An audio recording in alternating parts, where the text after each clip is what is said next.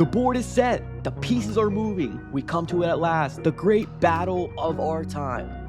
Just kidding, it's only preseason game number 1, but there's a lot of weight in the remaining 2 games of preseason to see what fringe players are going to make the 53-man roster. Today we're going to be diving into what players' stock went up and what players' stock went down. Let's dive into it.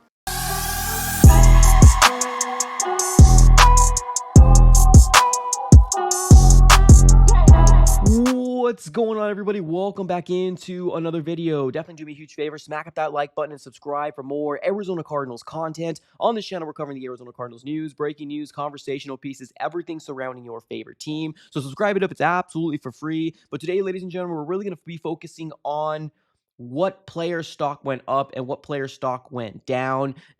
I'm actually just glad that we're starting to now talk about real football on here. And it's such a weird time because never have I probably would have watched a full preseason game if this was the last regime. Like, this regime really pays attention to developing players that were brought into the draft. And not just that, but these UDFAs that are brought in as well. And these free agents that are brought, everybody's got a fair chance and a fair opportunity to actually get an open spot. Now, as of right now, if you're constructing the 53-man roster, you probably have about maybe 47, 48 solidified spots that are going to make the final 53-man roster. But then you got those other guys, right? Those 5, 6, 7 other players that can squeak in and make the cut. But like I said, this training camp and this preseason holds a lot of weight in this coaching staff and this regime to really kind of make that final decision if they make it or if they don't. So a lot of moving pieces going along. I'm really, really excited to see what the Arizona Cardinals are going to be doing this year and who makes the cut overall. But let's go and get started here, ladies and gentlemen. Let's talk about what player stock went up and what player stock went down. Now, of course, the Cardinals did end up beating the Kansas City Chiefs by 3 points, 20-17. It was mainly the second stringers that ended up kind of winning this game for the Arizona Cardinals. And it's fair to say that Jacoby Brissett is a solid backup quarterback, a solid backup quarterback that's going to be able to win you those 1 or 2 games if Kyler Murray needs to sit out for any specific reason, right? So let's do stock down first. I want to finish this video off on a positive note. So let's go stock down first. These are the players that I ended up kind of coming up with that not so much might not make the roster. I guess each people are on here for different reasons, but stock down, I've this list is a lot smaller than stock up is, so that's actually a good it's a good indication that this organization is trending in the right direction. So let's go over with stock down first.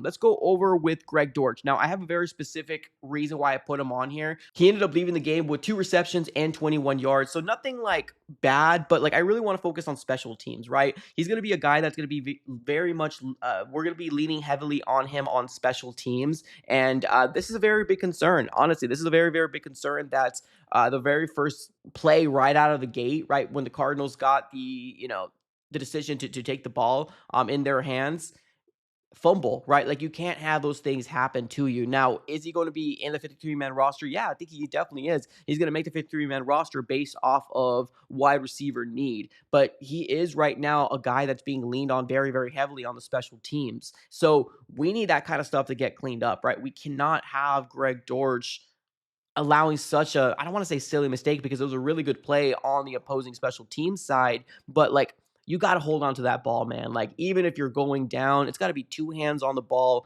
and you can't allow that mistake to happen because that's a momentum swing, man. Like, the Cardinals should have started off with the ball, but literally within 1 play of the special teams, KC ended up just scoring 7 points. Now, of course, it's Patrick Mahomes. Patrick Mahomes is going to continue to do what he does because he's one of the best quarterbacks in the NFL. And that offense really made it look easy on our first string defense. And I guess we'll have to kind of wait and see when we got our full pieces out there, right? Our full defensive line, because we were missing Calais and we were also missing Josh Sweat as well on that defensive line. And of course, Walter Nolan as well, still on the POP list. So Greg Dortch, hopefully in week 2, I hope that he's able to hold on to the ball. But one thing that I found very fascinating is that we saw kind of a mix between different people. Now, is it first stringers, punt returners, and kick returners, and then second stringers? Very well, right? But we saw Greg Dortch and DJ Dallas as the main guys. But then we started to kind of see Xavier Weaver being put back there. We also started to see Andre Bocelli being put back there as well, which is a fringe practice squad wide receiver for the Cardinals. But I'm very fascinated to see if the Cardinals are really looking at a different direction, maybe Xavier Weaver as a punt returner slash kick returner. I mean, I don't know. They're really giving him opportunities. So we'll have to kind of wait and see how that shakes out. But I have Greg Dortch on here specifically for special teams.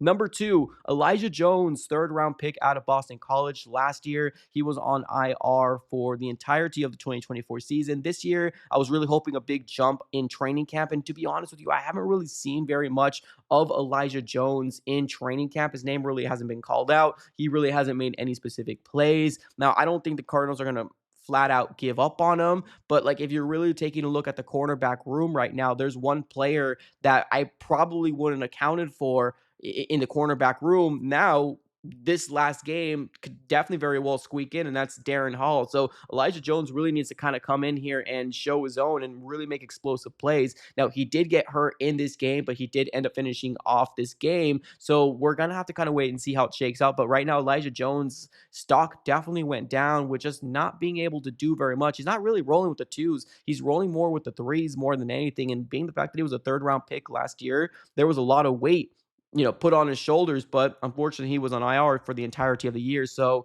like I said, the NFL is some people say not for long league. It's a very brutal league, and if you cannot get these, you know, plays down or create an explosive play here and there, your name kind of falls down the depth chart, and he might be a real possibility of a guy to get cut and maybe be landed on the practice squad for the Arizona Cardinals. Number three, Clayton Tune. I've been a guy that's been very, very high on Clayton Tune since we drafted him. I think now that we're kind of sitting here and actually have a very, very reliable backup quarterback in Jacoby Brissett, I think we can kind of come out here and take the rose-colored glasses off and really say, man, Clayton Tune might not be a guy that's going to make this roster. And it's not because I feel like he's a terrible quarterback, although there was an interception that was thrown in this game that was not very good and didn't really make his stock look better. But overall, he did pretty solid, right? He was 5 for 9, 47 yards. Like, he didn't look god awful, but he wasn't good either, right? It was like kind of somewhere down the middle. And I do feel like the Arizona Cardinals are only going to carry two quarterbacks with the depth that we have on the defensive line and the depth that we have in the cornerback room as well. So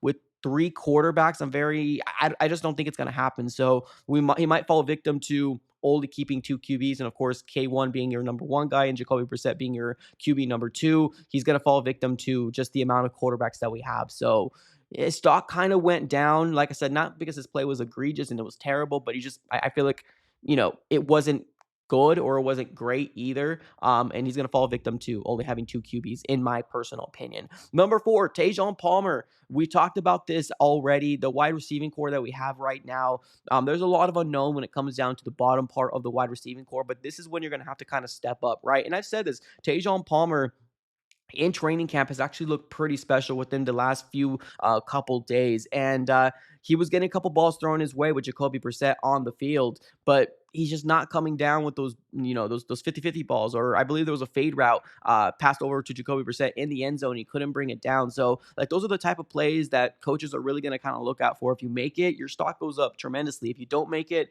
and you're not really making any impactful plays for the Arizona Cardinals, you're really not going to do very much when it comes down to, when they make this final 53-man roster cut. And now that I'm looking at the stat sheet, I don't think he actually has had any catches in preseason game number one, which is very unfortunate. I really did like him in training camp, and he's kind of seemed to make a step in the right direction. But preseason game number two and number three, we're really going to be expecting him to make some sort of production to kind of help his stock go up. Let's move on over to stock up. Like I said, I have a lot more stock up than I do stock down. This is honestly really good considering, that we're the Arizona Cardinals and we really don't develop, or at least the last regime didn't develop. This regime seems to be really focused on developing these 4th, 5th, 6th round picks, undrafted UDFAs, right? Those type of guys. So let's look at stock up. I think Jordan Burch is definitely on the top of my list. He should have had 2 sacks in this game, and unfortunately they took him away because there were some penalties being called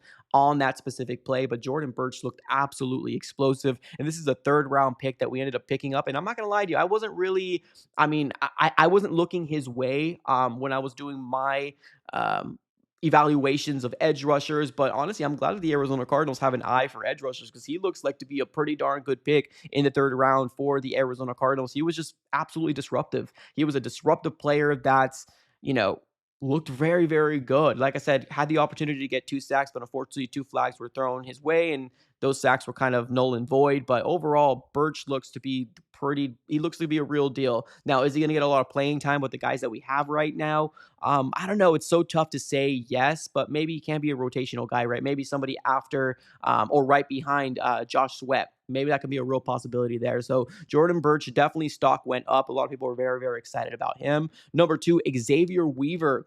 This is what I was talking about with Greg Dortch. I don't think Greg Dortch is not going to make the 53, but maybe somebody that kind of takes the role away from the special teams from the Greg Dortch side, because we're starting to see Xavier Weaver now get some reps on the punt returner slash kick returner. And on top of that, he's really showing out here in preseason and made the 53-man roster last year as a UDFA. And I think his stock is only going higher and higher and higher. So his relationship with Jacoby Brissett is obviously really, really good. He ended up catching a touchdown and had a few other catches as well. I believe he ended up leaving this game with 2 receptions, 14 yards. Nothing crazy, right? Nothing that kind of jumps out of nowhere, but these are the type of, numbers that are important when they are making that 53-man roster cut. So Xavier Weaver, definitely stock up. Really like what he can do. Potentially can be maybe a 5th wide receiver on this Arizona Cardinal team, kind of squeaking by with the other guys that we have at the top, right?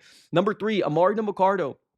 This guy absolutely performed yesterday. Absolutely performed. He ended up leaving this game with 2 receptions, 56 yards, and a touchdown. And not just that, he did also get involved on the ground as well. 3 carries, 7 yards. But what I really liked out of him was catching out of the backfield, right? And that's one of the main reasons why I wanted to bring in Michael Carter last year, was the ability to catch out of the backfield and give us a different look and a different type of running back, right? Especially when you got your 2-headed monster with James Conner and Trey Benson at the top. I wanted to kind of bring somebody different, right? But with Amari DeMarcado now kind of showing the flashes of, hey, I can catch out of the backfield and I can be explosive back there, it does make his stock go a lot higher. Now, did I feel like Michael Carter was going to beat out Amari DeMarcado this year in training camp? No, absolutely not. I think in training camp, it was very obvious that there was 3 running backs that the Cardinals were going to keep in this exact order: James Conner, Trey Benson, and Amari DeMarcado. So it's no real shock that he is showing up, because he did really well last year as well. But his stock just absolutely went up with the explosive run, with that screen, maybe dump off pass, and took it to the house, right? Really, really good play from Amari DeMarcado. Stock definitely goes up for him. Really excited about him. Number 4, Jacoby Brissett. We finally got ourselves a backup quarterback to, backup current quarterback number 1 in Kyler Murray. I think Jacoby Brissett played himself a really, really good game this yesterday. He was 5 for 8, 82 yards, and it just was absolutely poised. He has 2 touchdowns in week 1 of preseason, and this could have gone ugly, because his very first drive, he was getting hit. He was getting rocked. He was getting all sorts of put on the ground. So Jacoby Brissett staying in the pocket and being able to kind of overcome those type of things and not seeing ghosts, right? It's absolutely really, really cool. And it's a tribute to what his veteranness brings into this Arizona Cardinal roster. So I'm excited about what Jacoby Brissett is going to do. Stock definitely goes up. He was going to make the roster anyways, but wanted to go ahead and show him some love. Definitely did a very good job. Number 4, Darren Hall should have had 2 interceptions this game, but ended up leaving this game with 1 interception, but a very, very good interception at that. This was a guy that I probably didn't think he was going to make the roster, but definitely making himself appear that, hey, maybe he can beat out maybe a guy like Elijah Jones, because he plays with such, I don't know, he plays so good, man, so fluently. Like he plays with his head on fire. Like every rep he gets, he's putting his best foot forward out there, right? So Darren Hall has got a really infectious personality as well. We ended up hearing him in training camp in a few different videos, and I think I was sitting next to maybe one of his family members in training camp. They were sitting a couple rows back, and then they were like, "We're leaving," and he was like, "All right, we'll see you later, fam." So it was really cool to kind of see that personality side of Darren Hall, and like I said, he brings a level of leadership, yeah, although he's young, in this locker room, but also brings a really good voice in this locker room to kind of hopefully get people in the right direction. So, like the player, hopefully he could make the roster, but definitely stock up for him. Number 5, Keaton Crawford, a safety that was picked up in the later rounds this year, had a really good interception on, I believe it was Bailey Zappi, if I can remember correctly. They just chuck it into the end zone, and they were doing a lot of this. I feel like they were trying to get a lot of these deep passes down to kind of get their stock up, right? I'm talking about Bailey Zappi, Gardner Minshew, right? Even their 4th string quarterback, talking about the Kansas City Chiefs fourth string quarterback. They were doing a lot of deep throws. A lot of them weren't really connecting, but it seems like that was definitely something that they were kind of leaning on very heavily on. And of course, Keaton Crawford ended up coming on the right side of things, getting an interception when their offense was humming along and doing a very, very good job. So overall, man, there's a lot of stock ups, and I'm actually very proud of this Arizona Cardinal team for kind of coming out here and putting it all out on the table. Too many times have we seen preseason games kind of come under, go under the table. Nobody really cares too much about it because it's a preseason game. But overall, this was a very fun game to watch. A lot of guys that are fringe guys that you're excited for, right? That you want them to make this roster. And it's a breath of fresh air. I guess we'll put it that way. It's a breath of fresh air. So, ladies and gentlemen, what are your overall stock up, stock down? Now, of course, I could have added the whole offensive line first stringers on the stock up as well. Yeah, the offensive line looked pretty darn solid, right? Once they kind of got going and got their feet wet a little bit, the offensive line looked pretty darn solid. So I could have put them on the stock up as well. Now, stock down, and there are some people that are probably looking at where Kyler Murray was at. I didn't put Kyler Murray on here. I feel like his stock was kind of where it should be, just kind of right there.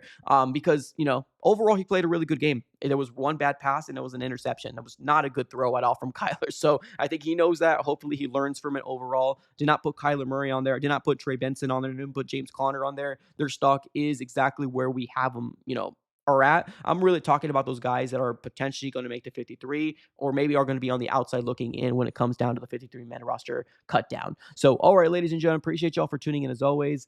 Have a great rest of your day. And as always, go Cardinals.